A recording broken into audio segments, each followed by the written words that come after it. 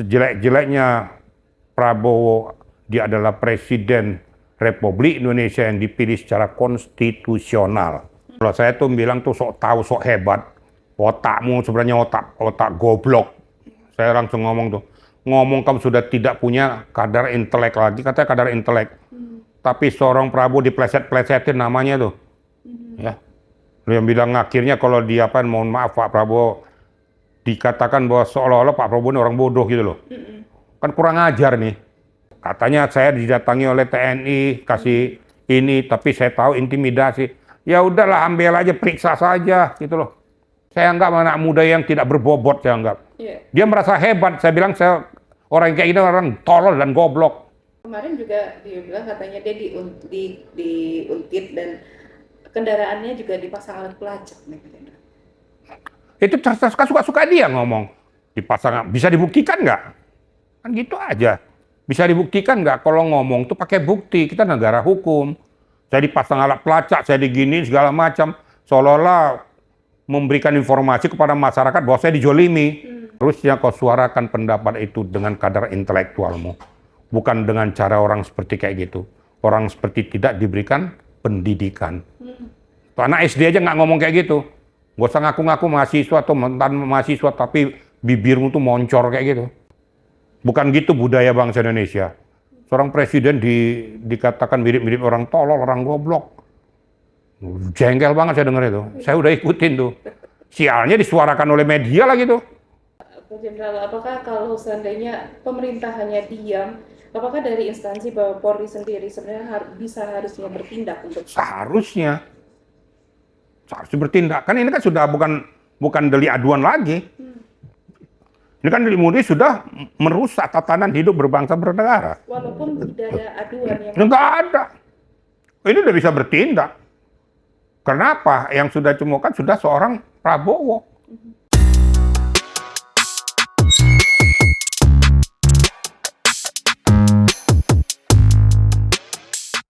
Pak Jenderal, kemarin juga salah satu tuntutan dari BEM UI ya, kemarin juga ada mengatakan menuntut Prabowo berhenti mengelak dan akui kesalahan pemerintah. Oh ya, nggak bisa juga lah. Kalau seorang presiden disuruh mengakui kesalahannya ya nggak lucu juga.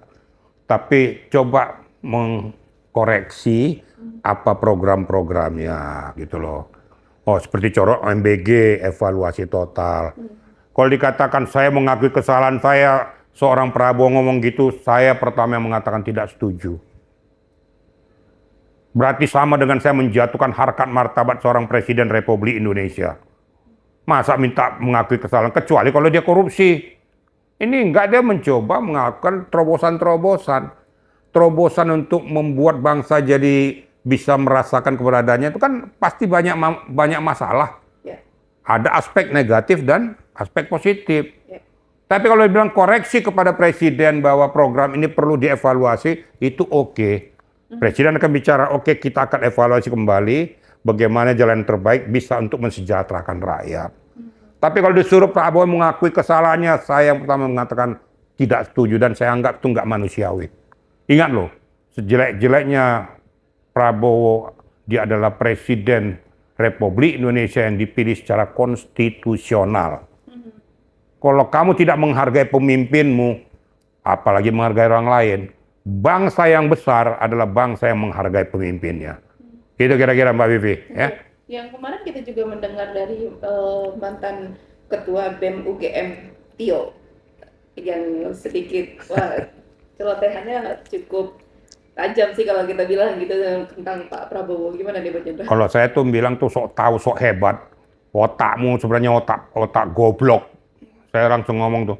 Ngomong kamu sudah tidak punya kadar intelek lagi, katanya kadar intelek. Tapi seorang Prabowo dipleset-plesetin namanya tuh. Ya. Lu yang bilang akhirnya kalau dia mohon maaf Pak Prabowo, dikatakan bahwa seolah-olah Pak Prabowo ini orang bodoh gitu loh. Kan kurang ajar nih.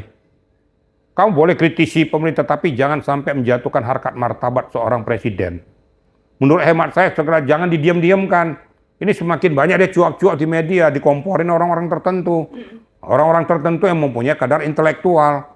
Seolah-olah hebat dia akan muncul. Akhirnya diundang ke mimbar muncul. Seharusnya orang yang dieliminir, diamputasi.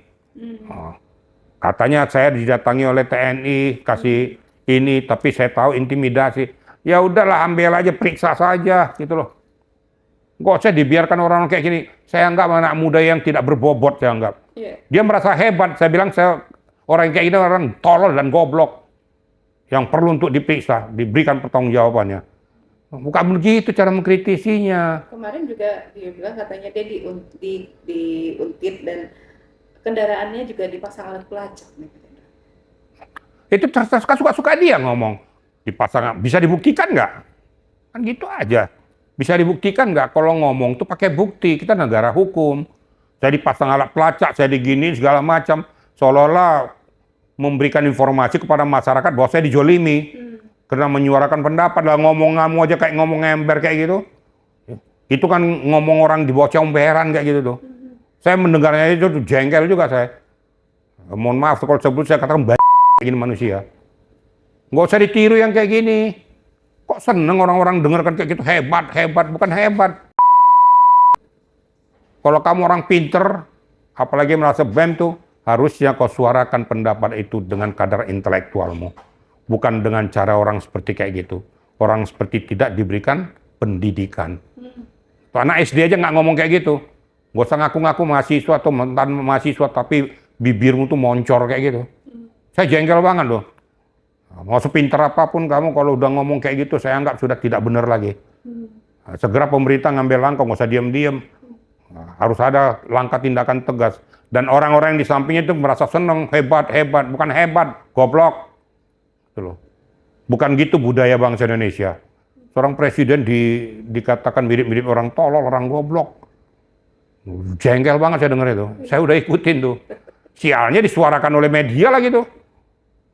Itu kiranya, ya. Pak Jena, tapi menurut Pak Jena sendiri, apakah si Tio ini sengaja untuk bikin adu domba masyarakat atau seperti apa sebenarnya? Kalau saya mengatakan mengadu domba sudah. Dia bukan memberikan edukasi. Kalau dia memberikan edukasi, kritisi yang membangun. Pak Prabowo, kami tidak setuju bahwa program ini sudah menyengsarakan rakyat. Banyak tindak pidana korupsi akibat MBG ini. Tolong Bapak berpikir supaya ini segera dievaluasi total. Itu baru kritik membangun. Yang Pak Prabowo ini kayak orang linglung, kayak orang apa segala macam. Loh, kamu tuh ngomong atau apa, itu presiden loh. Presiden kok gitu-gituin. Nah, ini kan nggak benar. Nah, tolong waras juga rakyat itu. Jangan ikuti orang-orang kayak gini. Ini orang-orang nggak berpendidikan yang ngomong kayak gini. Supaya dibilang hebat dia kan. Tapi ngomongnya sudah tidak ada akal budi. Ngomongnya tidak berbudaya. Ngomongnya tidak mempunyai budi pekerti yang baik. Berarti tidak diajarkan bahwa dia tuh berakhlak yang benar. Gitu kira-kira, ya. Pak Jenderal, apakah kalau seandainya pemerintah hanya diam, apakah dari instansi bahwa Polri sendiri sebenarnya harusnya bertindak untuk Seharusnya bertindak. Kan ini kan sudah bukan delik aduan lagi. Ini kan delik murni sudah merusak tatanan hidup berbangsa bernegara. Walaupun tidak ada aduan yang Enggak ada. Ini udah bisa bertindak. Kenapa? Yang sudah ditemukan sudah seorang Prabowo atas nama negara dan bahasa sudah tidak manusiawi. Gitu kira-kira. Kita harus bisa beda-bedakan juga gitu loh. Coba lihat itu di media tuh, aduh. Gayanya itu loh. Soalnya seperti makin dihulukan dia makin merasa hebat ya. Lihat mukanya aja seperti kayak gitu loh. Kesel banget dengarnya tuh. Harusnya kalau dia orang berpendidikan nggak seperti itu. Dan dengan seperti itu diboncengilah oleh orang-orang tertentu. Gitu loh. Ayo bakar lagi. Itu yang saya katakan tadi, penyusup penumpang gelap itu. Supaya jangan negara kita aman-aman terus. Lah kalau begini gimana kau teriak-teriak masalah dolar naik apa segala macam. Yang buat tuh siapa? Ya kamu-kamu itu. Percayakan dong kepada pemerintah yang sekarang bagaimana mereka mengelola negara dengan baik. Saya bukan mau membela pemerintah segala macam, enggak. Kalau hal-hal yang perlu kritisi. Saya salah satu di antaranya, saya kurang pendapat dengan MBG yang sekarang ini. Karena saya anggap itu lebih banyak mudaratnya. Saya ngomong kok, tapi saya kritisi membangun. Evaluasi total. Tapi jangan dong kita menjatuhkan pemerintah kita. Jadi harus berpikir jernih, lurus, berpikir netral. Bagaimana supaya pemerintah kita ini bisa membangun negara kita dengan baik. masyarakat dan rakyat sejahtera. Gitu loh kira-kira. Berarti ini adalah harus jadi perhatian untuk Kapolri khususnya ya Pak Jenderal ya? Ya, menurut hemat saya itu bukan aja aparat pemerintah lah saya katakan ya. Kalau aparat pemerintah kan berarti sudah menyangkut kepada Komdiki, ya. Kan dia yang punya ini siaran. Kalau hal-hal yang sudah membuat kegaduhan itu kan sudah punya hak untuk melakukan langkah-langkah tindakan. Pihak kepolisian mengeliminir itu semua. Kalau ada hal-hal yang sudah membuat negara bisa jadi buyar, bisa ngambil langkah-langkah tindakan hukum. Kan demi kepentingan yang lebih besar. Nah, kemudian para menteri-menteri terkait segera mengeliminir ini, baik khususnya di bidang intelijen, keamanan, dan juga termasuk, saya berharap juga jangan salah juga ya, kan banyak yang bilang ini sudah militeristik dan segala macam. Nah, kita juga jangan berpikir sempit gitu loh. Kalau masalah demo kemarin itu, ya kalau sananya akan ada BKO tuh. BK itu di bawah kendali operasional tapi bisa minta bantuan TNI. Nggak ada yang salah kok untuk memperkuat situasi supaya bisa mengeliminir, memecah belah daripada para perusuh-perusuh yang ingin merusak tatanan daripada unjuk rasa mahasiswa. Tapi ya biasalah, ini diboncengi, dikatakan seperti kayak gini. Ya. Nah, terus TNI dianggap sudah mulai campur terlalu dalam keadaan negeri ini. Ya, kalau hal-hal yang memang ada kamu merasakan itu, kritisi aja kepada pimpinan negara. Nggak usah teriak-teriak kayak gitu kan. Supaya gerakan ataupun pergerakan TNI ini dikurangi untuk hal-hal yang menyangkut kepada area sipil.